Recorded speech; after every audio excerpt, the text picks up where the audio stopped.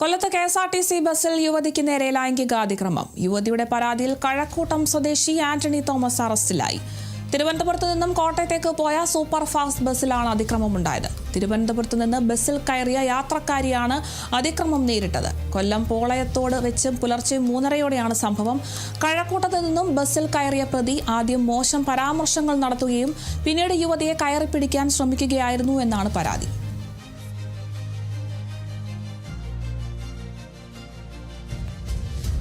ബസ്സിലാണ് യുവതിക്ക് നേരെ ലൈംഗിക അതിക്രമം ഉണ്ടായിരിക്കുന്നത്. കൊല്ലത്ത് കെ.എസ്.ആർ.ടി.സി ബസ്സിൽ യുവതിക്ക് നേരെ ലൈംഗിക അതിക്രമം ഉണ്ടായിട്ടുണ്ട്.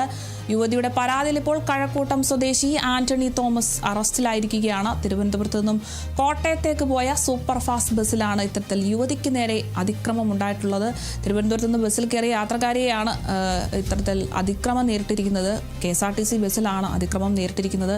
കൊല്ലം പോളയത്തോട് വെച്ച് പുലർച്ചെ 3:30-യോടെയായിരുന്നു സംഭവം. കഴക്കൂട്ടത്ത് നിന്നും ബസ്സിൽ കയറിയതാണ് ഈ പ്രതി. ഇയാൾ ആദ്യം മോശം പരാമർശങ്ങളൊക്കെയാണ് നടത്തിയത്. അതിനുശേഷം യുവതിയെ കയറി പിടിക്കാൻ ശ്രമിച്ചു എന്നാണ് ഇപ്പോൾ ഇവർ പരാതി നൽകിയിട്ടുള്ളത്. എന്തായാലും ഇയാളെ ഇപ്പോൾ അറസ്റ്റ് ചെയ്തിരിക്കുകയാണ്. കഴക്കൂട്ടം സ്വദേശി ആന്റണി തോമസ് ആണ് അറസ്റ്റിലായിരിക്കുന്നത്.